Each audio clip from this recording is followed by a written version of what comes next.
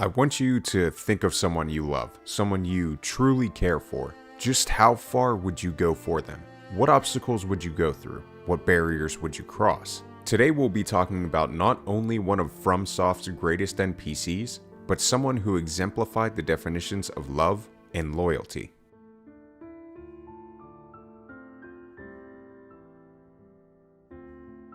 We meet Blaidd in the Mistwood Ruins, where he's looking to find Darrowell, whom he speaks of as nothing more than a traitor, which is our first look into the character Blaidd is. Who goes there? Carly sent you, did he? Ever the bloody busybody. Maybe to him you don't seem so strange. The name's Blaidd. I'm looking for a man who goes by Darrowell. He fled somewhere nearby. Or so I've heard. Come tell me if you find him before I do. I can offer you ample reward.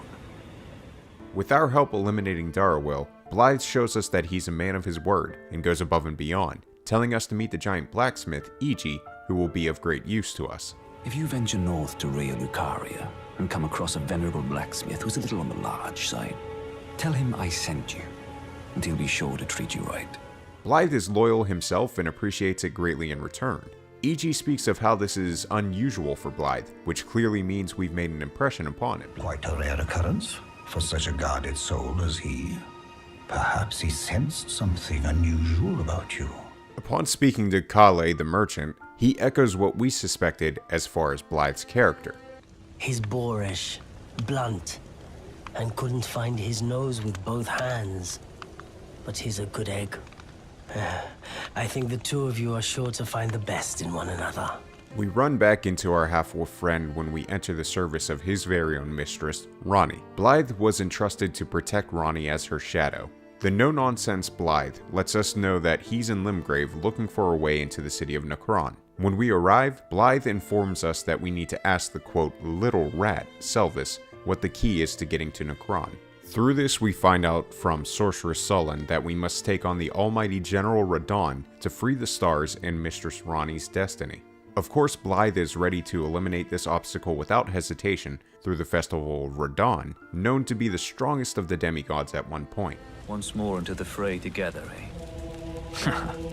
This might even be fun. But Blaidd's loyalty and faith in Ranni eclipse that of even Radahn's power. With Radahn defeated, Ranni is free to continue down her dark path with us and her shadow Blaidd at her side. The door to Nokron has been opened and Blaidd's determination hasn't slowed in the slightest. To Nokron, where Ranni's fate will be decided. Let's meet where the falling star bit the earth. We'll take up our swords once more for Mistress Ranni. After recovering the finger-slaying blade for Mistress Ranni, we are told by Ranni to eliminate baleful shadows that have been sent by the Two Fingers to destroy her for refusing to obey them and continuing on her dark path. The baleful shadow we eliminate is made in the image of her most loyal servant, Blaidd. But as this baleful shadow lacks the love, loyalty, and faith Blaidd has, we swiftly dismiss it. Tell Blaidd and Iji I love them.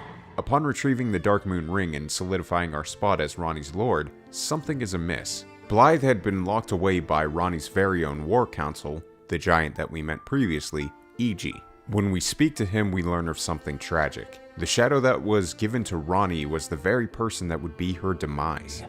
Blaidd became a curse that plagued Lady Ranni, yet even in madness, gave himself to her. I made a grave misjudgment. And I thought myself a capable war counselor. The Two Fingers provided the loyal Blaidd to Ranni for protection, but they also put him there as a failsafe, a sleeper agent if you will. Blaidd was cursed to eliminate the very mistress he loved and served faithfully if she were to disobey and stray from the greater will's path. When we return to Ranni's rise, we find Blaidd, assassin bodies surrounding him, on a knee. As you can tell, he's been fighting sword and fang to protect his love, to protect Mistress Ranni.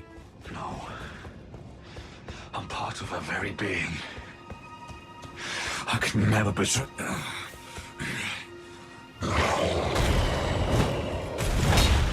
In these last moments, the few last breaths he takes as a free soul, he questions the very curse that is taking control. It's impossible. How could he ever hurt her? He's her shadow. He's part of her. We realize that even in the midst of this curse taking control, Blaidd fought to protect the one he loved. He fought not only the demigod Radahn, the many assassins that lay at his feet, but the cursed destiny that he was bound to. Sadly, in this story, his final battle with the curse does not end in triumph like the battle did at Redmane Castle. With a howl, his eyes filled with red in the vengeance the fingers sought for Ranni's deception. All the time spent fighting his cursed destiny has left him shattered. Blaidd would succumb to the curse and fall by our sword. This is the greatest kindness we could deliver for our friend, to let him die as Ranni's shadow, her ever-loyal companion.